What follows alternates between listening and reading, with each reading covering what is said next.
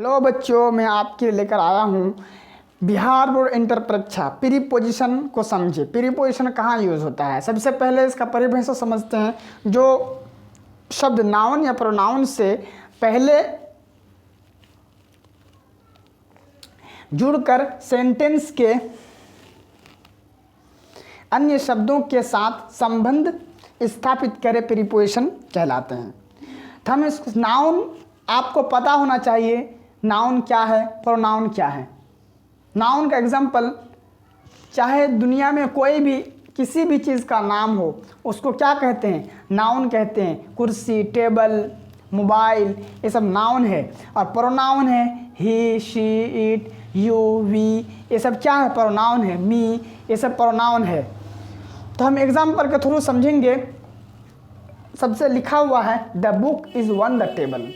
समझेंगे प्रीपोजिशन कहाँ पे है। इसका मतलब है किताब मेज पर है। द बुक इज किताब है, वन द टेबल टेबल पर। तो टेबल से पहले वन आया, ये प्रीपोजिशन है। वन नहीं होता तो फिर टेबल होता। वन द टेबल टेबल पर, यानी किताब मेज पर है। किस पर है, किताब मेज पर है। अगला सेंटेंस को देखिए, the pen is in the bag. समझेंगे यहाँ प्रीपोजिशन कहाँ लगा है, इन प्रीपोजिशन है। अब देखिए द पेन इज, कलम है इन द बैग, बैग में, इन प्रीपोजिशन है। प्रीपोजिशन तीन प्रकार के होते हैं। Preposition direction, time, place, simple preposition. जैसे यानी सिंपल आसान प्रीपोजिशन यहाँ लिखा हुआ है।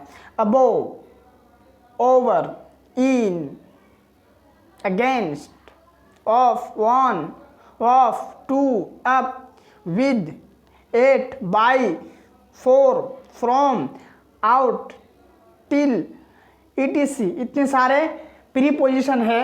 हम सबसे पहले अबोव का एग्जाम्पल लेकर आया हूँ। एग्जाम्पल देखिए, हम एग्जाम्पल के थ्रू समझेंगे जे प्रीपोजिशन कहाँ लगता है। जैसे एग्जाम्पल है, पक्षी पेड़ के ऊपर उड़ रहा है।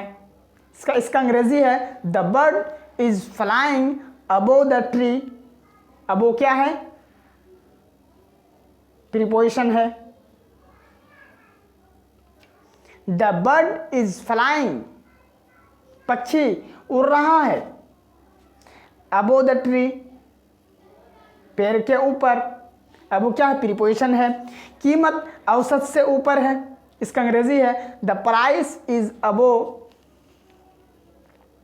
एवरेज। द प्राइस इज, कीमत है, अबोव एवरेज, औसत के ऊपर। अब वो क्या है, प्रीपोजिशन है। वह मुझसे ऊपर की पद में है या स्थान में है। इसका अंग्रेजी है he has a higher position above me. तो अब वो क्या है, प्रीपोजिशन है। ही, वो, हैज़ अ हायर पोजीशन, ऊपर की पद में है, अबोव मी, मुझसे। अब वो क्या है, प्रीपोजिशन है। मैंने छत के ऊपर चांद को देखा।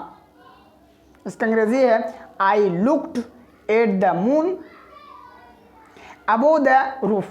छत के ऊपर, अब वो क्या है, रूफ क्या है, एक नाउन है।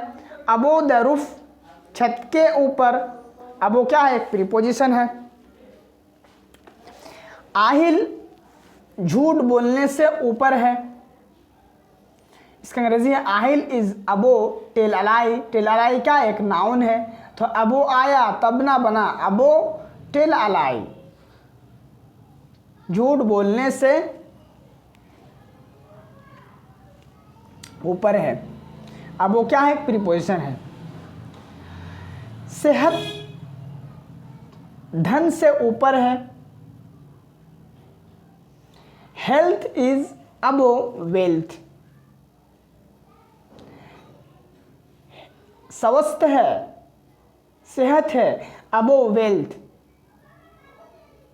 धन से। धन से अबोव वेल्थ। धन से ऊपर है। अब वो क्या है, प्रीपोजिशन है। एक प्लेन गांव के ऊपर उड़ रहा है। A plane is flying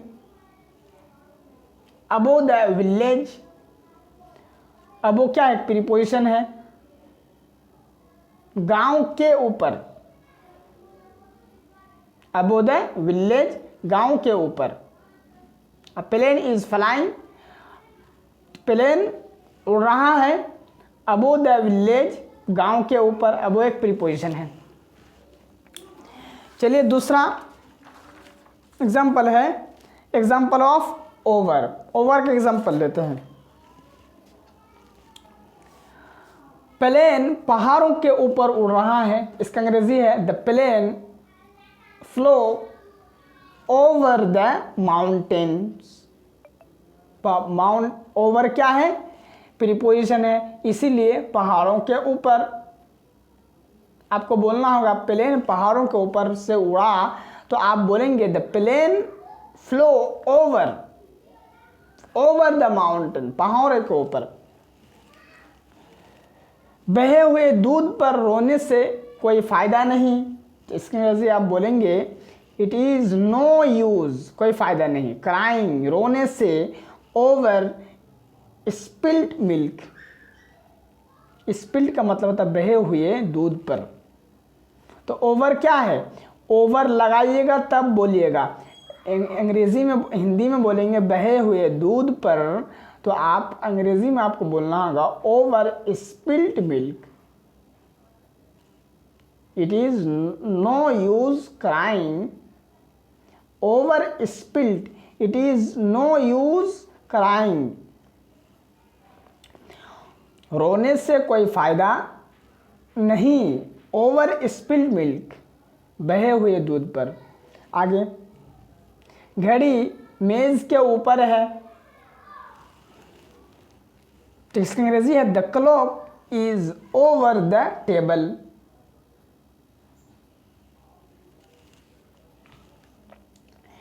the clock is, घड़ी है, ओवर द टेबल, टेबल के ऊपर।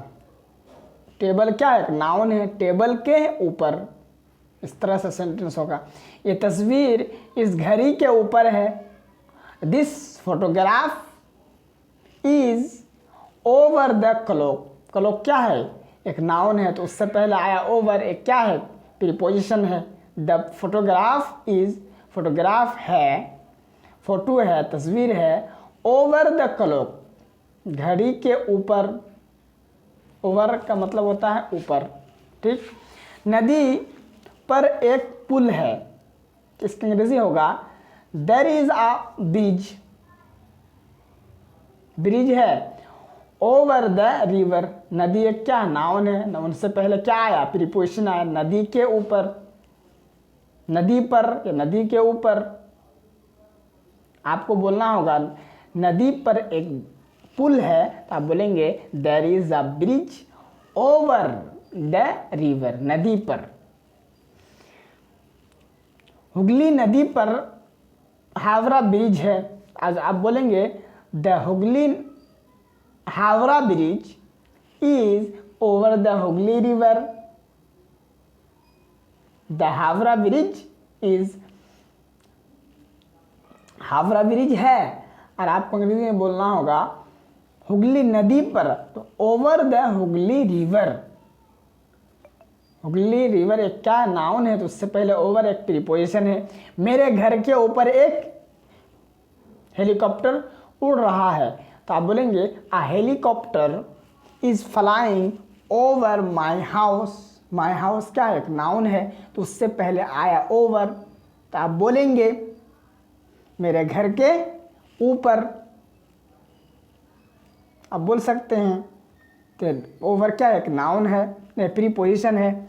उसके 10 साल से बड़े 2 बच्चे हैं, तो आप अंग्रेजी में बोलेंगे he has a 2 children over the age of 10। Over के बाद द एज ये सब नाउन है, तो उससे पहले आया ओवर। ओवर क्या है, प्रीपोजिशन है।